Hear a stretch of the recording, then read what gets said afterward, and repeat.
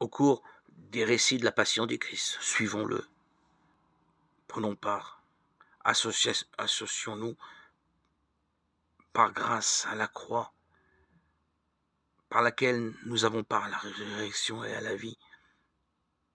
Prenons le temps de regarder Jésus aux pieds de ses disciples. Accepterons-nous d'être l'un de ses disciples qui reçoit une telle marque d'amour? De quelle manière pouvons-nous nous faire à notre tour serviteurs de nos frères et sœurs? Quand il dépend de nous d'aller à nos rassemblements, n'allons jamais ailleurs.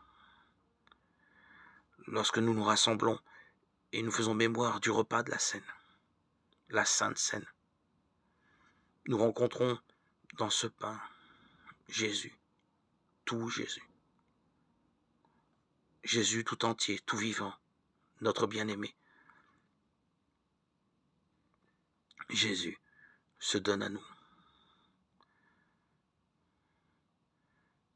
Rappelons qu'on ne peut pas séparer la participation à la table du Seigneur du devoir d'aimer son prochain. L'amour est l'héritage le plus précieux qu'il laisse à ceux qu'il appelle à sa suite. Lorsque nous faisons mémoire du repas de la Seine, c'est son amour partagé par ses disciples qui est offert à l'humanité tout entière.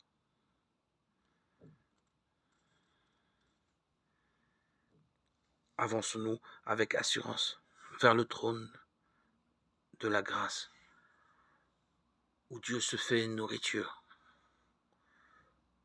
pour partager son amour.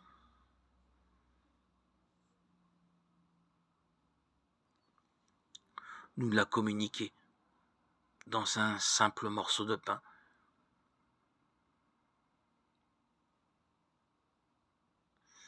Par la communion que nous prenons, nous pouvons proclamer que le Seigneur est vivant dans nos vies, dans nos cœurs, dans nos âmes.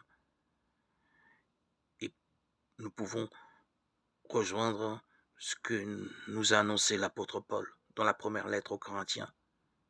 Nous proclamons un Messie crucifié, scandale pour les Juifs, folie pour les nations païennes. Car ce qui est folie de Dieu est plus sage que les hommes, et ce qui est faiblesse de Dieu est plus fort que les hommes. 1 Corinthiens 1, 22, 25. Nous proclamons que le Seigneur est bien vivant dans nos vies, victorieux,